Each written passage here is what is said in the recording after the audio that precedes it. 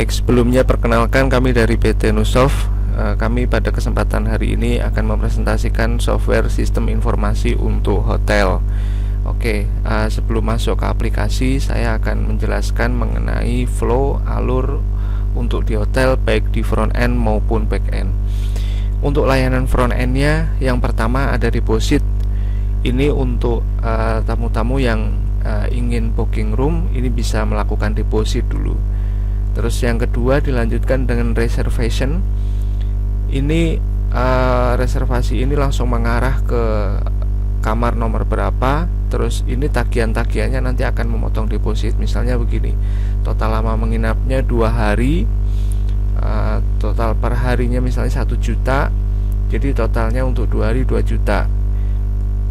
Si tamu tersebut sudah deposit 500.000, jadi akan otomatis mengurangi dari tagihannya.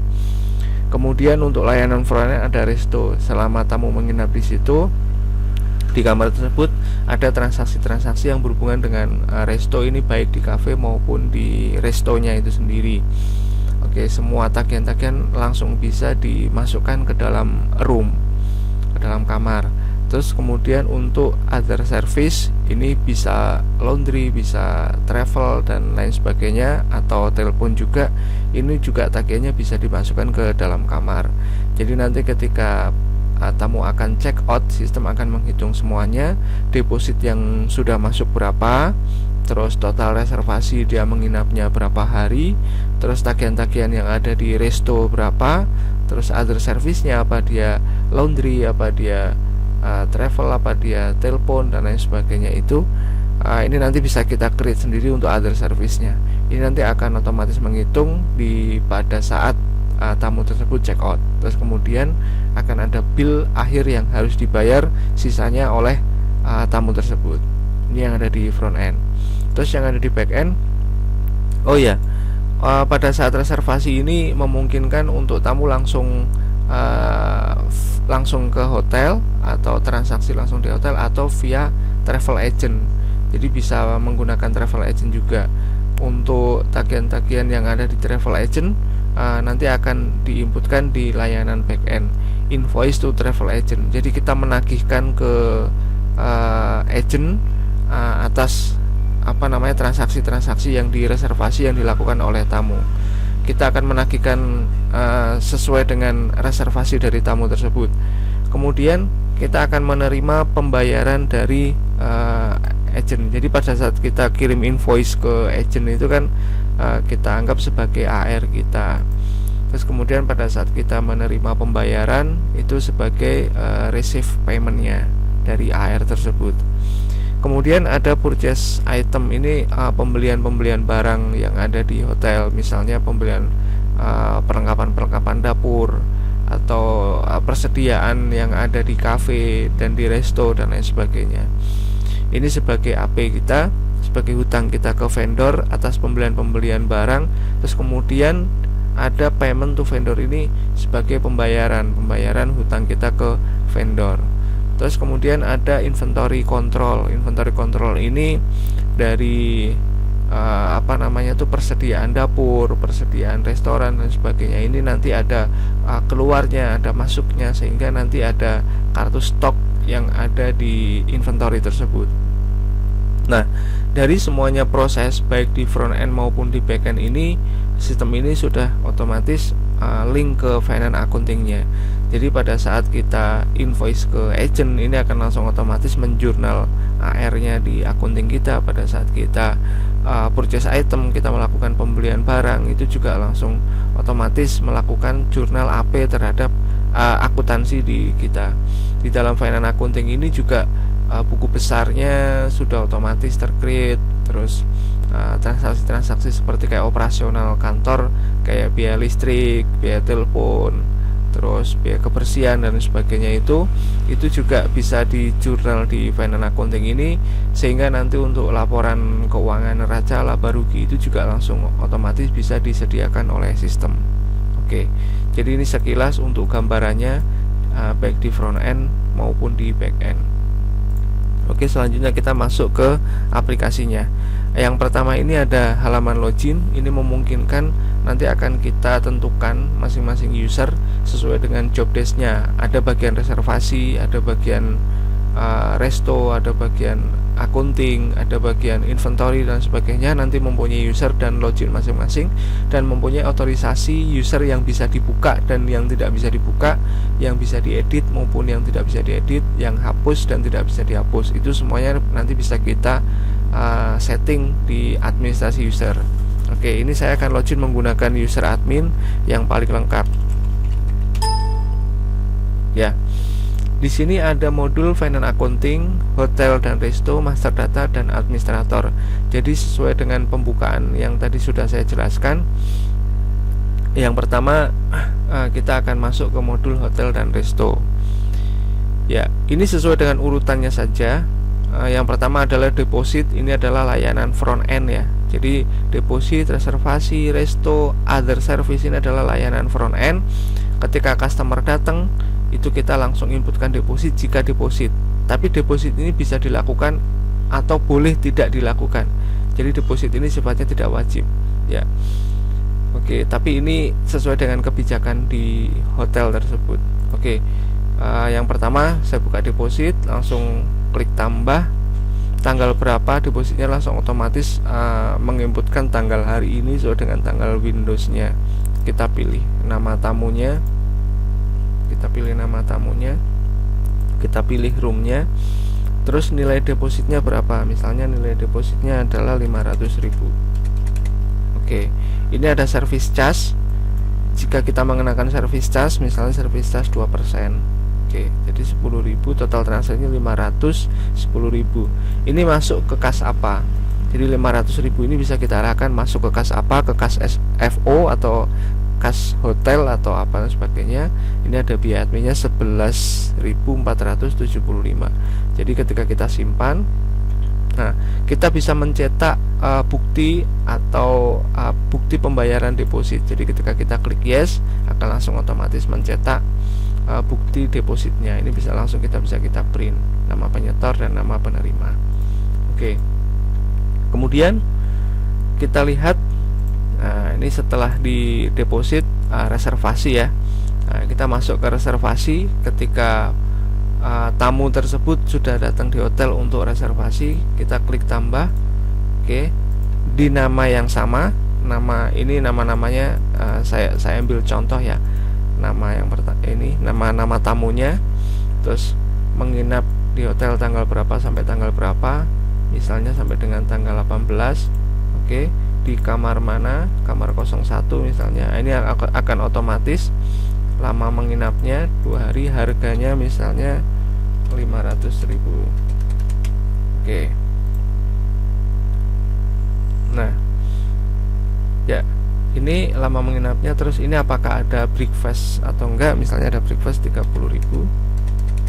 Nah, ini akan langsung otomatis menjadi total tagihannya 1.060.000. Nah, ini apakah dia pembayarannya menggunakan travel atau cash. Kalau misalnya dia pembayarannya menggunakan travel, kita aktifkan, kita pilih nama travelnya. Travelnya misalnya Agoda.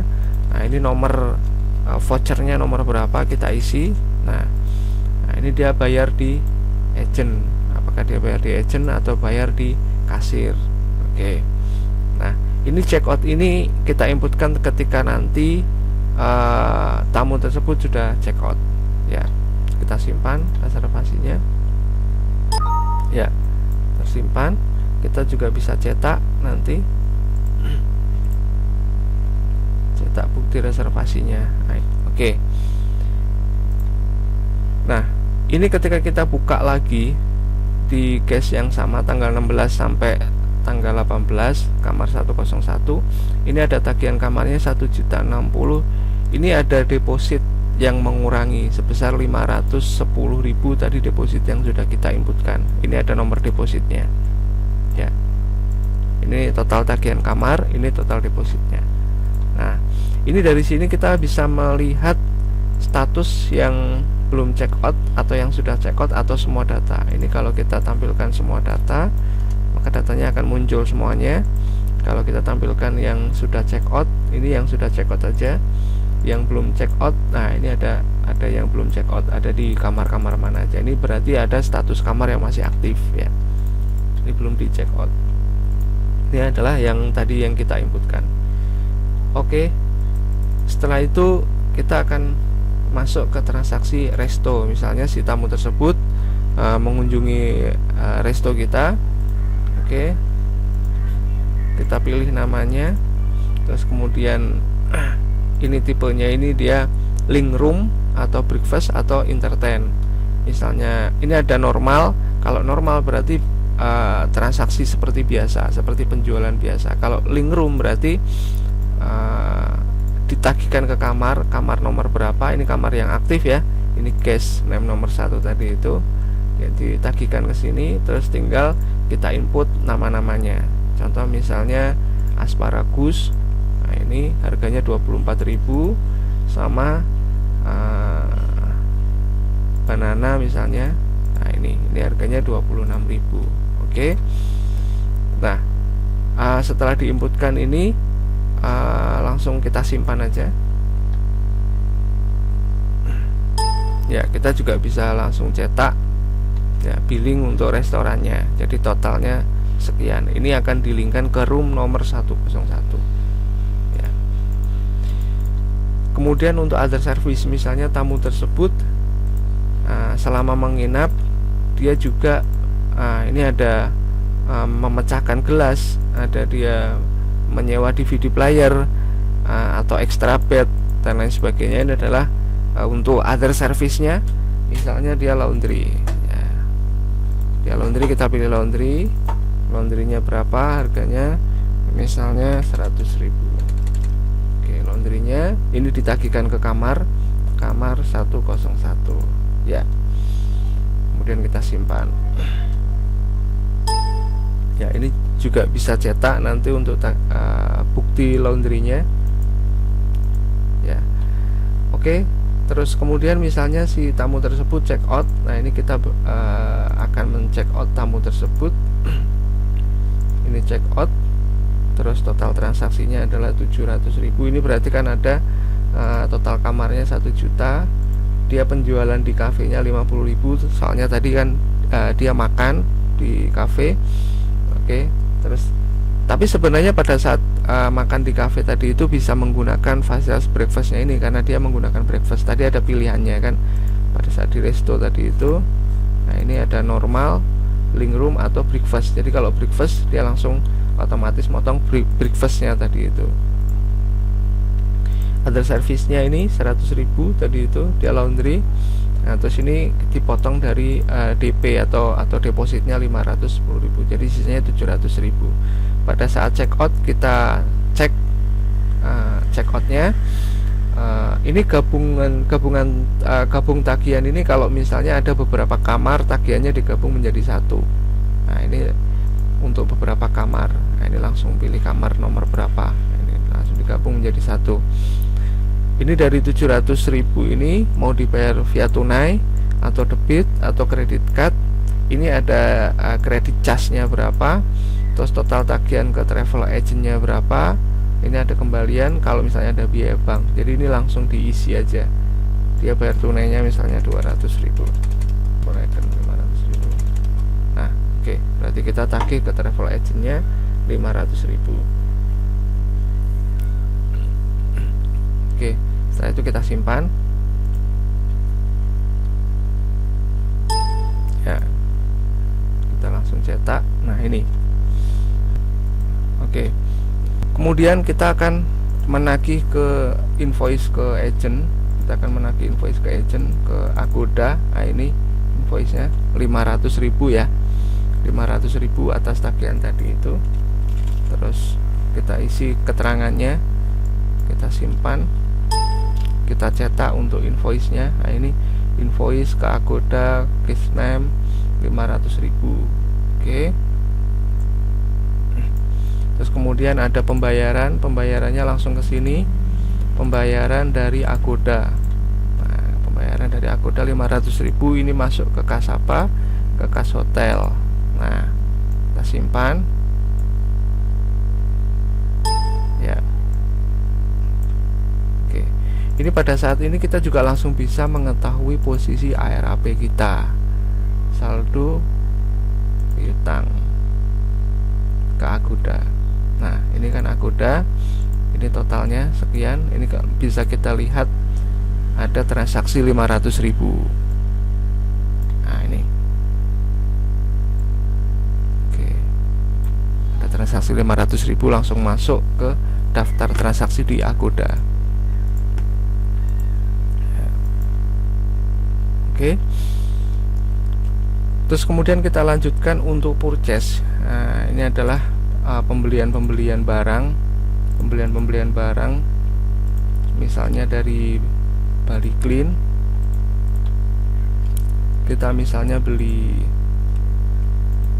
baking powder ya, satu, harganya misalnya 50.000. Oke, ini tinggal dimasukkan aja barang-barang apa yang kita beli. Bawang putih misalnya, harganya 70.000. Oke, ini totalnya sekian, 120.000.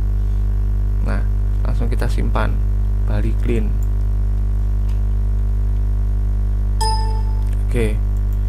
Terus kemudian itu akan otomatis menambah stok dari stok dari bawang dan baking powdernya itu. Nah, itu langsung otomatis menambah. Nah, di sini juga kita langsung bisa melihat kartu stoknya. Misalnya itemnya baking powder ini yang tadi kita beli, kita tampilkan. Nah, ini ada masuk ya, masuk satu, harganya 50.000. Nah, nilai bukunya sekian. Oke. Terus kemudian kita akan melakukan pembayaran ke Bali Clean. Nah, ini pembayaran dari kas hotel. Kita mempunyai hutang ke Bali Clean 120.000 ya, langsung kita bayar 120.000, atau kita bayar 100.000 dulu juga bisa.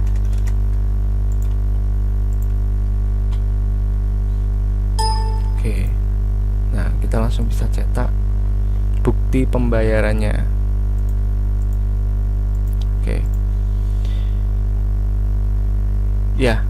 Terus kemudian nanti di inventory-nya kita langsung bisa melakukan pemakaian barang. Nah, ini dari baking powder ini kita keluarkan satu. Nah, ini untuk pemakaian barangnya yang mengurangi stoknya. Kalau pembelian tadi itu akan menambahkan stok, yang pemakaian barang ini akan mengurangi stok. Oke. Jadi kalau kita lihat kartu stoknya baking powder, nah ini ada nih, masuk satu, keluar satu ya. Oke. Terus kemudian kita masuk ke finance accountingnya. Di finance accounting di sini ada bukti kas masuk, bukti kas keluar, bukti bank masuk, bukti bank keluar. Ini untuk transaksi-transaksi yang sehari-hari ya, yang ada di sana. Ada jurnal umumnya juga. Terus kemudian kita bisa lihat data transaksi buku besarnya. Nah, ini langsung otomatis. Invoice tagihan ke Agodanya juga langsung otomatis. Pembayaran deposit dari cash name nomor 1 tadi itu juga langsung otomatis masuk gitu. Nah, pembelian dari Bali Clean-nya ini juga langsung otomatis masuk 120.000 ini tadi gitu. Dan termasuk pemakaian baking powder sebagai pembiayaan, sebagai jurnal biaya, karena itu mengurangi stok untuk biaya dapurnya, itu juga langsung otomatis terjurnal secara otomatis. Nah, itu. Terus ada buku besar, ada saldo piutang kita. Nah, ini piutang kita, saldo piutangnya berapa, sudah bayar berapa, sisa piutangnya berapa. Terus saldo hutangnya pun juga sama. Nah, ini kita saldo hutang berapa, sudah bayar berapa, sisa hutangnya berapa. Nah, ini setiap kali ada tombol segitiga merah ini bisa kita klik ini untuk melihat detail dari hutang-hutang kita. Nah, seperti itu. Terus kemudian untuk di laporannya sendiri, laporan di accounting ini standar, ada laporan laba rugi, ada laporan neraca, ada laporan buku besar dan sebagainya. Nah, ini sudah standar laporan akuntansinya. Nah, ini untuk neracanya juga langsung otomatis. Oke, ya. Saya rasa cukup sekian untuk penjelasannya. Terima kasih.